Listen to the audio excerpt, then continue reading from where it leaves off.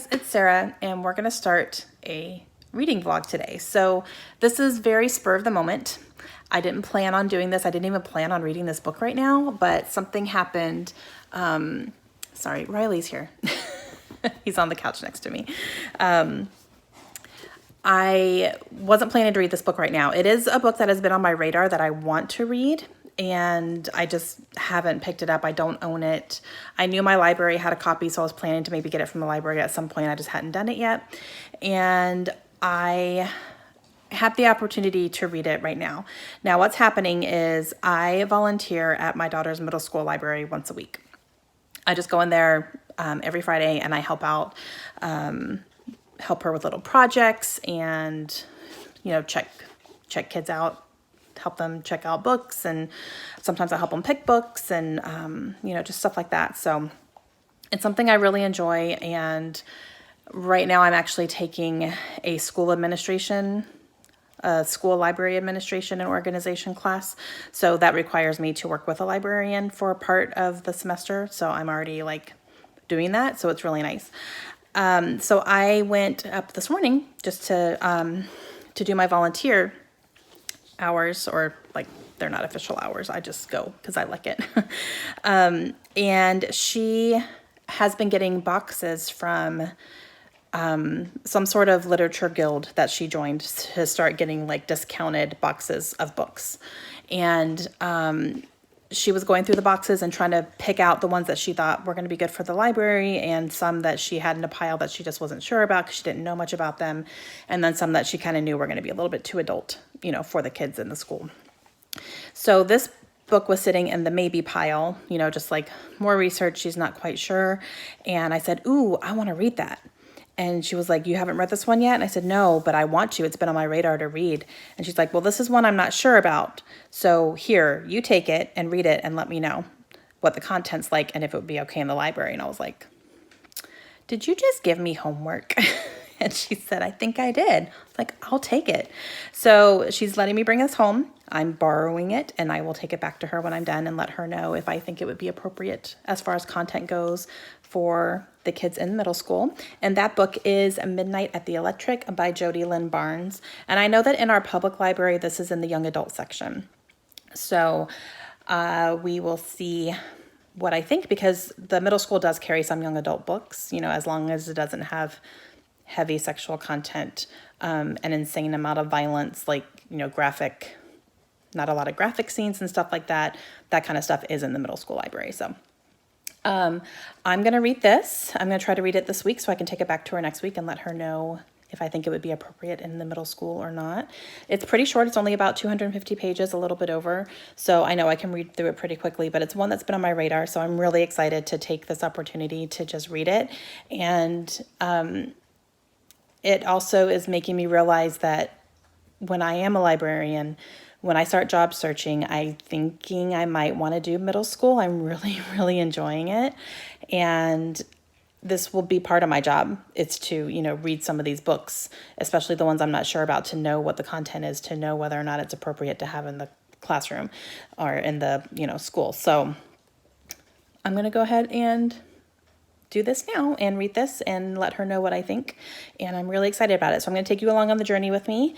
So I'm going to get started, and I will let you know along the way what I think of this and what the content is like and what my overall thoughts are on whether or not this is appropriate for middle schoolers. And the middle school that my daughter goes to is grades 6 through 8.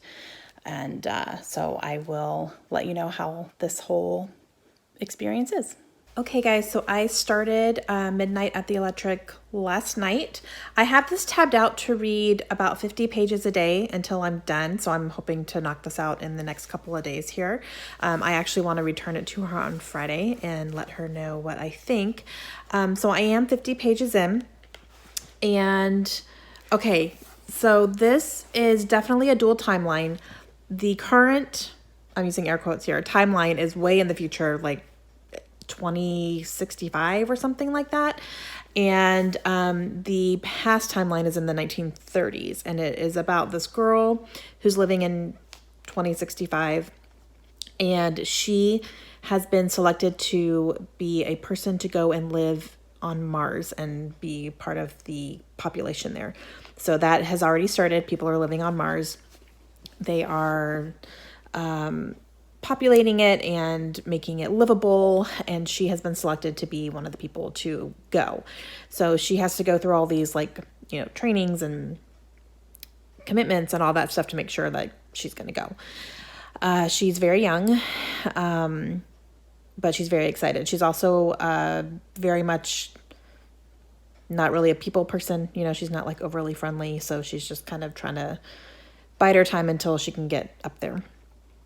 She ends up staying with a long lost relative of hers, which is I think a cousin of hers or something, and they're like the only two people left in their family. And she's at her house and waiting to, or she's there while she's going to be doing her training and stuff, and she's finding out some things about her family and some things that are happening. So that's pretty much what we have. And then we're also going back in time as she finds some letters and stuff, and we're finding out some things about her family in the past. So we haven't gotten too much into that yet. It's been mostly kind of like the more present timeline. And so far it's good. So the Midnight at the Electric part, now I was sitting here reading it at first going, I thought this was like a circus or something, like there's circus tents on the cover. What's happening? That's in the past. So there is something going on in the past that someone in her family just saw a flyer for like a circus and like some sort of magical element to the circus. So that's like what is going to be happening here. So we're getting there. Now I have put, since I'm supposed to be like looking out for content and stuff, I have put a post-it in the beginning of the book and writing down my concerns of things that she would want to be aware of as far as kids go, because this is a young adult book, which the library, middle school, they do have some young adult books in the library. But so far, the first 50 pages, the main character gave someone the middle finger. And there's been one curse word, which was a-hole. And that was said twice so far in the first 50 pages. So she needs to be aware of that, basically, to know,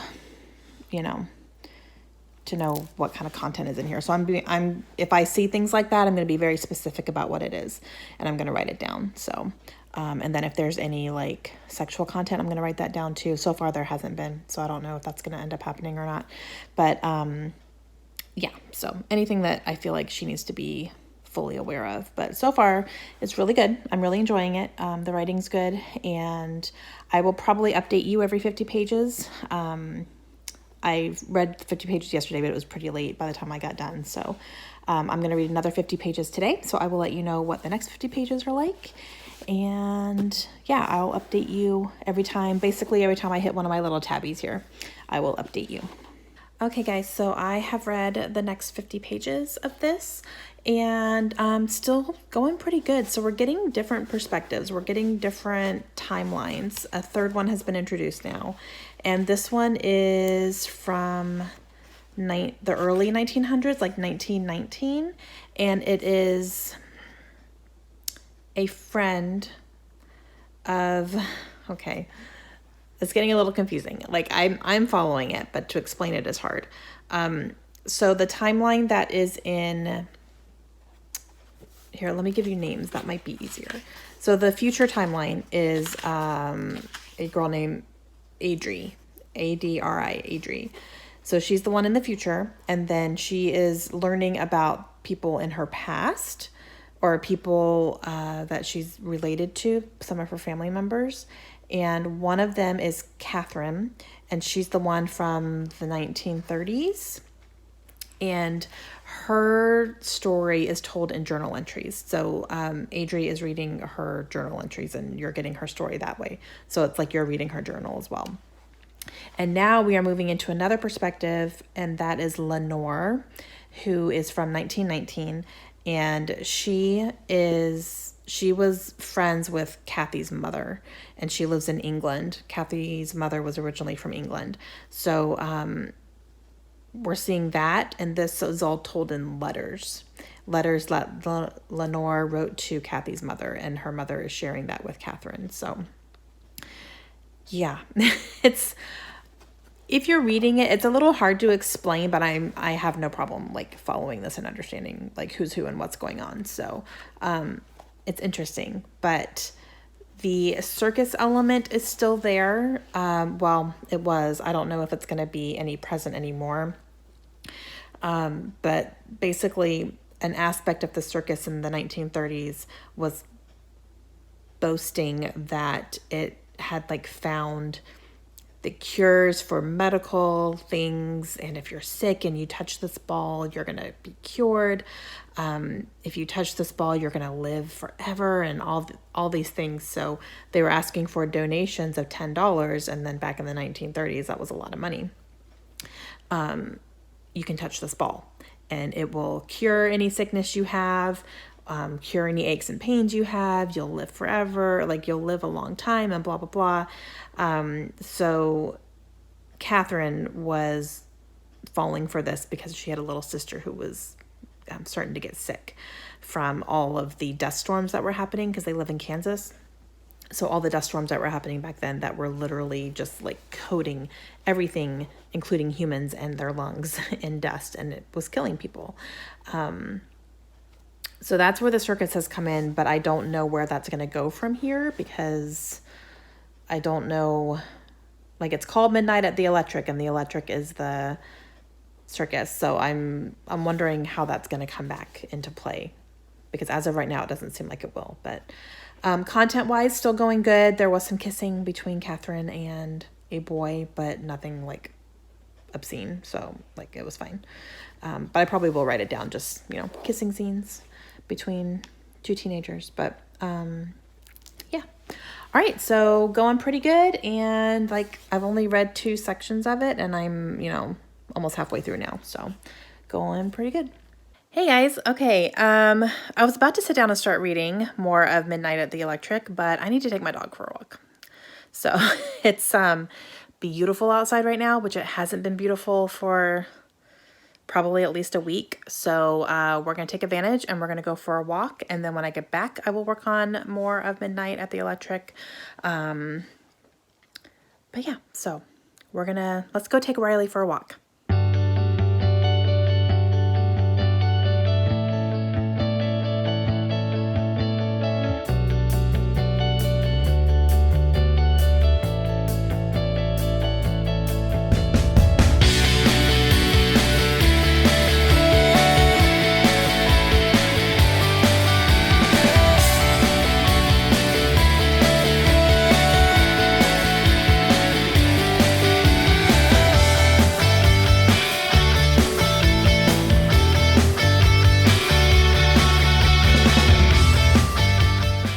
Okay guys, so I have finished the next section of Midnight at the Electric, and this section was kind of boring. Most of it was the letters from Lenore to Beth, and this is in 1919. So most of it is the letters, so you're finding out what happens all through the letters. Like, it was kind of interesting, but it went on for so long, I was like, okay, I'm getting bored. I got pretty bored. But then we got back to Adri in I think it's 2065. I need to double check. 2065. And, she had been reading those letters, so she was finding out. So now she's doing more research into her family and the people who lived in the house that her cousin lives in now, because she doesn't think that they're related, but she wants to know what happened, because she's finding all these things in her house. So, yeah. So we're back with Adri now, which I think I was able to read that a lot faster, so. Okay, guys, so I have finished the next section of this book, so I'm almost done. Got about 50 more pages left, and I'll be finishing it tomorrow. But today's reading we were back with Audrey, and she's getting ready, for her mission to go to Mars, and she is reconsidering her position. Well, she hasn't reconsidered yet, but she's, starting to really grow to have love in her life with her cousin. Like, she's actually growing to love her. And she's never really had that before. her parents died when she was very young. She's never really had anyone special in her life, and her aunt has become special to her, or her cousin. I keep calling her an aunt. She's a cousin. So she's struggling right now to decide if she wants to go to Mars or if she wants to stay and take care of her cousin, because her cousin is older and starting to get dementia. So she's kind of struggling with that right now, but it's like down to the wire where she's leaving. So I don't know if she's going to get on the ship or not. I guess we'll see. As of right now, she's planning to. But then we also got into Lenore again. So the letters again. So that's where I am right now. And it's fine. There was that part yesterday where the letters were a little bit boring, but the ones I read today were fine. So not boring. It's kind of helping move the story along now. So but I'm enjoying it still. I'm still not sure how all this is going to kind of tie together at the end. I'm not sure how it's going to connect with Audrey and her, the present day timeline or anything. So I'm curious to see how that's going to kind of connect, because I'm not really quite sure how that's going to do it yet. But yeah. All right. So I will be finishing it tomorrow. So when I finish it, I will let you know my final thoughts. Okay. Hey guys. Okay. I love you too. Thank you. All right. So I finished Midnight at the Electric this morning. And okay. We'll go into my thoughts as just me reading it for my own personal enjoyment, and then my thoughts for the appropriateness for middle grade. Okay. My thoughts overall, I'm gonna give it a 3-star. The issues I had were some of the letters and stuff like that. Some of those parts got a little bit boring because not a lot was happening, and I didn't feel like a lot of it really lent too much to the basic story that's supposed to be told in this book. So there's that. Also, the title and the cover are extremely misleading. The Electric was barely a part of the story, and that's what I was wanting. I thought this was like a circus book. It's not. And I was disappointed in that, because that's what I picked this up thinking it was going to be. Because from the synopsis, I got circus, 3 different timelines bringing 3 women together, and something about this circus. And the circus was in there, it was in 1 or 2 scenes and then mentioned casually another time, and that was it. So it didn't, the circus was not a thing. And I don't understand why the title is called Midnight at the Electric when the Electric was barely part of the story. So I didn't understand that. I was really thinking this was going to have some sort of magical element that brought them all together, or time travel or something, but that's not what this is. It's 3 women in 3 different timelines. 2 of them have a connection. The one in the future really doesn't. She found their letters and she's learning their story. There's no relation to them, or really no connection at all. So yeah. So that was a little bit disappointing. Now, the ending also was pretty abrupt. I felt like this actually could have been a little bit longer and maybe tied things up a little bit better. But what did I like about this? There is a turtle in here that is awesome. She's a tortoise. She's a tortoise. And I really liked that storyline. And the tortoise actually is part of the past timeline and the future. So the tortoise is kind of there the whole time. So that's kind of cool. And I did like the story. I liked the things that were happening in all 3 situations. I just didn't really completely understand how they connected. Historically, there's some things in here about the Dust Bowl that was really interesting, so I thought that was good. And, that was a real thing. The Lusitania is actually mentioned in this book as well as part of the 1919 timeline, so that was cool because that was a real thing. So it does give a nod to some actual historical events that happened. Okay, so appropriateness for children. I would say the higher middle grade this is fine for. There were, just the a-hole word was used twice, but that was it. It wasn't, there were no other cursing in here. There was a couple scenes where, two teenagers kissed, but it wasn't described in detail. It just said that they were kissing, and that was it. And there was also some of the teenagers who were getting ready to go to Mars. They were smoking cigars, kind of like we're never going to be able to do this again because we can't do it on Mars, so let's do it while we're here. And then in the older timeline, the girls were drinking wine with dinner, which I think back then wasn't as big a deal as it is now because there weren't really age restrictions back then. But that's kind of it. So I would say 8th graders would probably be okay reading this one.